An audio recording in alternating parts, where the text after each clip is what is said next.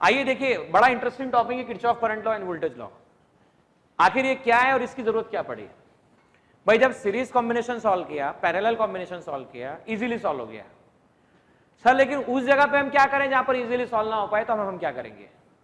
भाई जब complex network आता है तब आपको किरचॉफ करंट लॉ और किरचॉफ वोल्टेज लॉ की रिक्वायरमेंट होती है।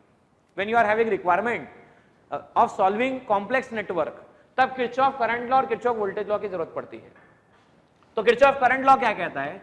किरचॉफ करंट लॉ के मुताबिक किसी भी जंक्शन पर, जंक्शन मतलब जहां दो से ज्यादा ब्रांच, मिनिमम 2 और मोर देन 2 ब्रांच कनेक्ट हो, और इन ब्रांचेस पर करंट या तो आ रहा हो या करंट जा रहा हो। समझिए ध्यान से, आपके पास में मान लीजिए ए है, यहां से करंट आया I1, करंट आया I2, करंट आया I3, करंट आया I4।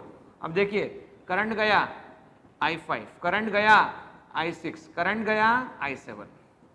देखिए I1 resistance R1, I2 resistance R2, I3 resistance R3, I4 resistance R4, I5, ये देखिए I5, ये रहा आपके पास में I5 resistance R5, I6 R6, I7 ये आपके पास R7। ये आपके पास देखिए ये करंट I2 है, ये I3 तो R3 है, और I4 तो ये रेजिस्टेंस R4 आपके पास आ गया। तो देखिए पॉइंट है क्या है? पॉइंट है जंक्शन है। जंक्शन है मतलब यहां पे बहुत सारी ब्रांचेस कनेक्टेड है।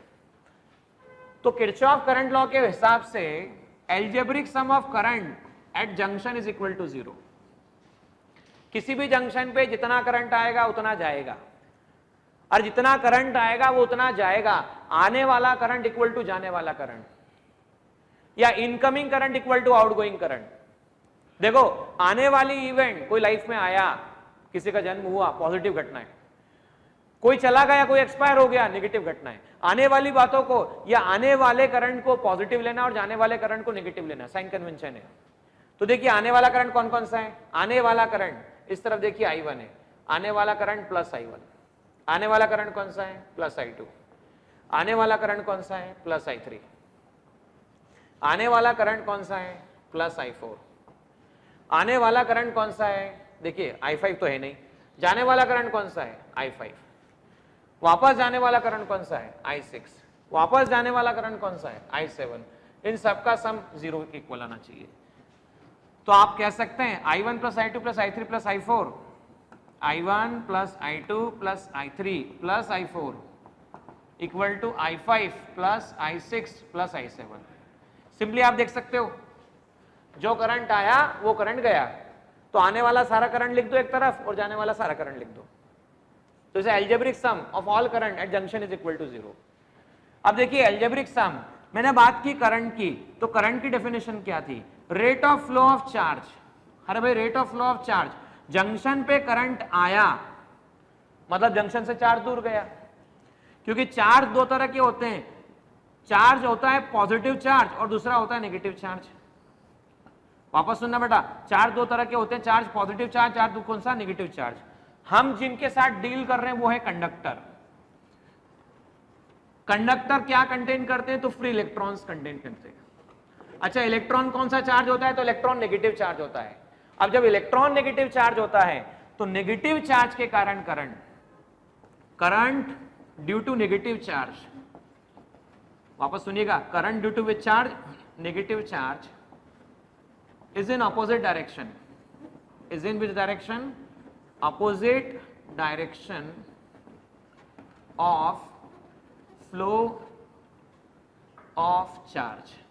जब भी कोई नेगेटिव चार्ज फ्लो हो रहा होता है, जैसे समझिए ध्यान से, मान लो आपके पास ये A है और ये आपके पास B है, आपने ऐसा कहा A पर नेगेटिव चार्ज है, B पर पॉजिटिव चार्ज है। तो नेगेटिव का मीनिंग क्या है? तो नेगेटिव का मीनिंग है एक्सेस ऑफ इलेक्ट्रॉन, और पॉजिटिव का मीनिंग क्या है? तो डिफिशिएंसी ऑफ इलेक्ट्रॉन। आपने ऐसे कनेक्ट कर दिया, तो बताओ इलेक्ट्रॉन कहां से कहां फ्लो हुए? तो इलेक्ट्रॉन फ्लो हुए एक्सेस से डिफिशिएंसी, और जब इलेक्ट्रॉन एक्सेस से डिफिशिएंसी फ्लो हुए तो नेगेटिव चार्ज ऐसे फ्लो हुआ, flow of negative charge. Flow of which charge student? Negative charge. जब नेगेटिव चार्ज ऐसे भी फ्लो हुआ तो करंट कहां हुआ? Flow of current. तो फ्लो ऑफ करंट हुआ ड्यू टू B2A। तो आइए समझिए ध्यान से। मैंने कहा किसी जंक्शन पे जितना करंट आया उतना गया, तो मैंने कहा किसी जंक्शन पे जितना चार्ज आया उतना चार्ज गया, जितना आया उतना गया, तो बचा क्या? कुछ भी नहीं। तो हम जंक्शन पे चार्ज को स्टोर नहीं कर सकते, जंक्शन पे चार्ज रुकता नहीं है। यही कंजर्वेशन ऑफ चार्ज प्रिंसिपल पे बेस्ड किरचॉफ करंट लॉ है। हाँ, ये जरूर है, जंक्शन पे करंट आया तो मतलब इसका ऑपोजिट, इलेक्ट्रॉन दूर गया, जंक्शन से दूर गया। करंट आया तो इलेक्ट्रॉन दूर गया, करंट गया मतलब इलेक्ट्रॉन जंक्शन की तरफ आया। आइए सेकंड लॉ किरचॉफ का हम समझते हैं, इसे किरचॉफ वोल्टेज लॉ कहा जाता है। Kirchhoff voltage law basically explain the conservation of energy principal. किसी भी क्लोज लूप के अंदर, किरचॉफ वोल्टेज लॉ की बात जब मैं कर रहा हूं तो याद रखिएगा मैं बात कर रहा हूं किसी भी क्लोज लूप के अंदर rise in potential equal to fall in potential. जितना पोटेंशियल बढ़ेगा उतना ही पोटेंशियल कम होगा। या हम ये कहते हैं मैथमेटिकल या बुकिश लैंग्वेज के मुताबिक, algebraic sum of EMF across resistor and algebraic sum of EMF all the EMF will be equal to 0। Sir मतलब क्या? मतलब समझो भाई, मान लो आपके पास ये R1 है, सपोज ये मान लो आपके पास R2 है, सपोज ये आपके पास R3 है, आपके पास सपोज ये R4 है, और मैंने एक सेल या बैटरी सेल को कनेक्ट कर दिया, जैसे मैंने कह दिया ये पॉजिटिव और ये नेगेटिव।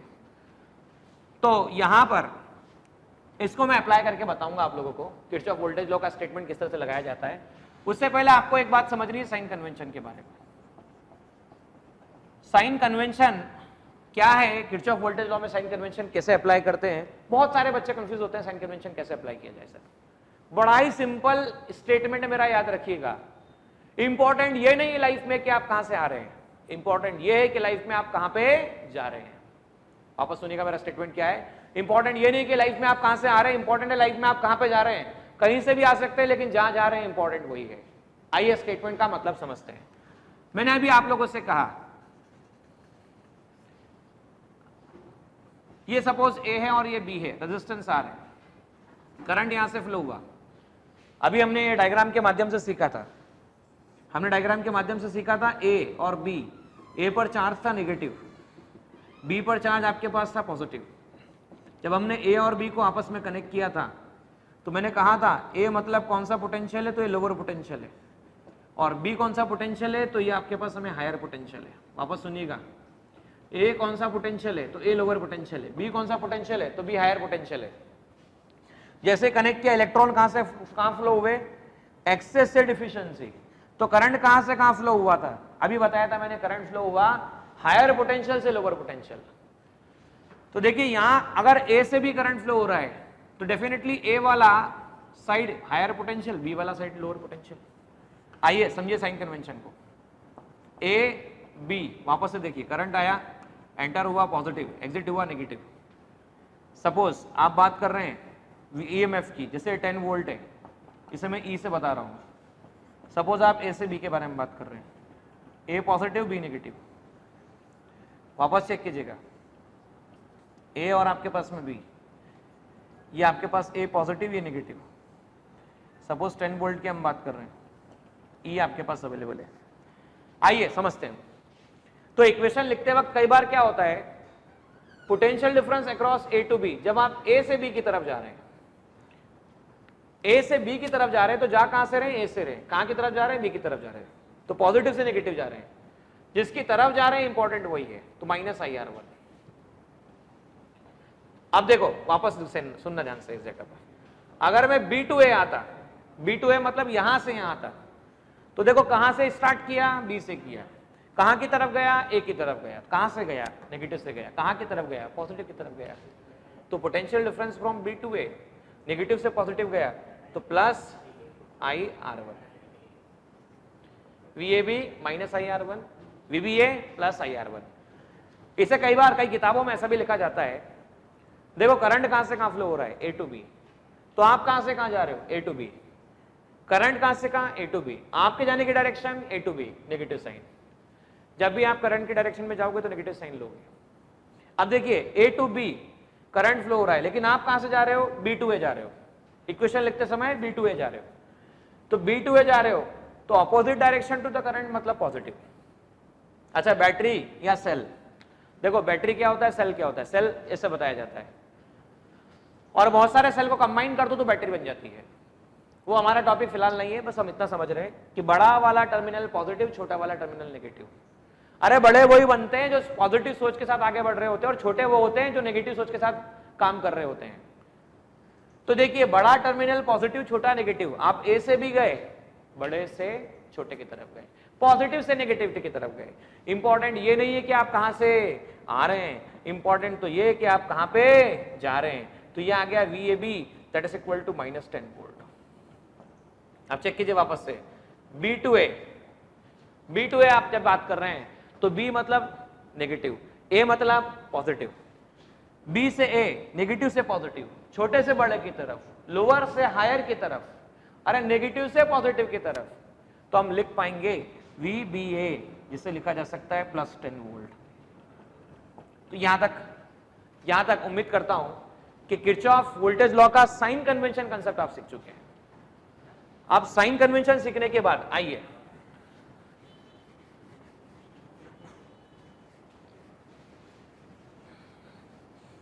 हम इक्वेशन लिखना सीखते हैं। देखिए बैटरी का पॉजिटिव, सेल का पॉजिटिव, सेल का नेगेटिव। पॉजिटिव से करंट निकल रहा है आई, इधर की तरफ गया करंट, जहां एंटर हुआ पॉजिटिव, जहां एग्जिट हुआ नेगेटिव। सर मतलब भाई मतलब अभी सिखाया था कि करंट कहां से कहां फ्लो होता है। करंट जहां से भी फ्लो होता है वो हायर पोटेंशियल है, और जिस तरफ फ्लो हो रहा है वो लोअर पोटेंशियल है। तो यहां पर आया हायर पोटेंशियल, यहां गया लोअर पोटेंशियल।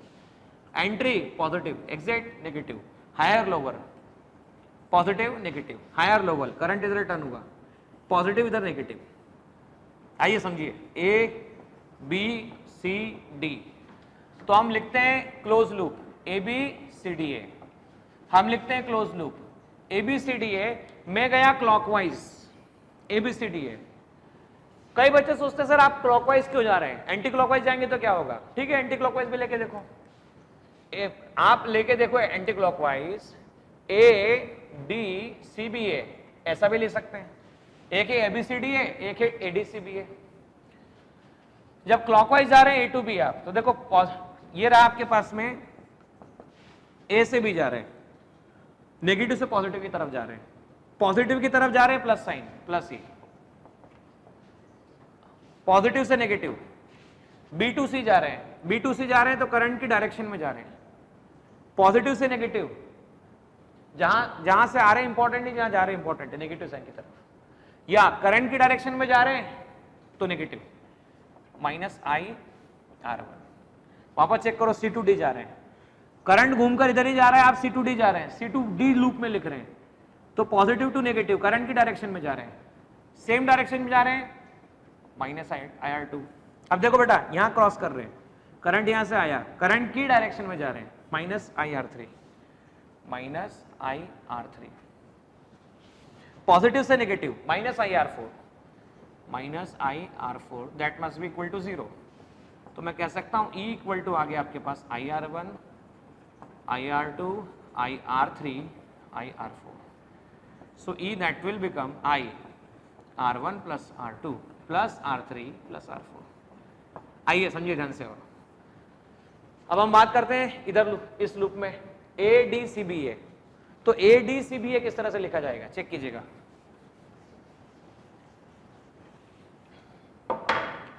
ADCBA, आइए A से D गए, देखिए करंट इधर से आ रहा है, करंट इधर से आ रहा है और आप इधर जा रहे हैं, तो करंट की डायरेक्शन में जा रहे हैं, ऑपोजिट डायरेक्शन में जा रहे हैं, तो करंट से ऑपोजिट जा रहे हैं। और मैंने बोला करंट से ऑपोजिट मतलब पॉजिटिव। क्या दूसरा तरीका एक और, भाई A से B AD जा रहे हैं, A से D जा रहे हैं, तो देखो नेगेटिव से पॉजिटिव जा रहे हैं। इंपॉर्टेंट ये नहीं कि कहां से आ रहे हैं, इंपॉर्टेंट ये कहां जा रहे हैं, जा कहां रहे हैं पॉजिटिव की तरफ। तो आप लिख सकते हैं IR4। वापस चेक करो, D से C करंट आ रहा है, C से D करंट आ रहा है, C से D, और हम बात कर रहे हैं D to C। तो ये हो गया आपके पास अपोजिट टू करंट, और अपोजिट टू करंट की जब बात हो रही है मतलब प्लस साइन IR3 IR2। अब देखो C से B भी गए, करंट कहां जा रहा था B to C, आप कहां जा रहे हो, C to B, same direction of current या opposite, opposite direction of current, तो प्लस आई R1, पॉजिटिव से negative, B to A, positive से नेगेटिव, तो नेगेटिव की तरफ minus E, that should be equal to 0। तो मैं सीधा लिख सकता हूं IR4 plus IR3 plus IR2 IR1 equal to E, इसे ऐसा लिखा जा सकता है। So E can be written nothing but IR1 plus R2 plus R3 plus R4, ये आपके पास में ई का वैल्यू लिखा जा सकता है। तो यहाँ हमने सिर्फ और सिर्फ बेसिक कंसेप्ट अप्लाई करना सीखा कि किस तरह से किरचॉफ वोल्टेज लॉ में साइन कन्वेंशन यूज होता है और हम उसे कैसे सॉल्व करते हैं। अगले लेक्चर में आप और हम मुलाकात करेंगे बहुत ही इंटरेस्टिंग टॉपिक को लेकर, और उस टॉपिक का नाम है व्हीटस्टोन ब्रिज। और व्हीटस्टोन ब्रिज एकमात्र ऐसा कंसेप्ट है जिस पर ऑलमोस्ट बहुत सारे प्रॉब्लम कॉम्पिटिटिव एग्जाम के सॉल्व हो सकते हैं। ऑलमोस्ट मैं कह सकता हूं 30 to 40 ऐसे क्वेश्चन निकलने वाले हैं जिसको आप इजीली सॉल्व कर पाएंगे। चलिए मिलते हैं नेक्स्ट लेक्चर में व्हीटस्टोन ब्रिज के साथ में।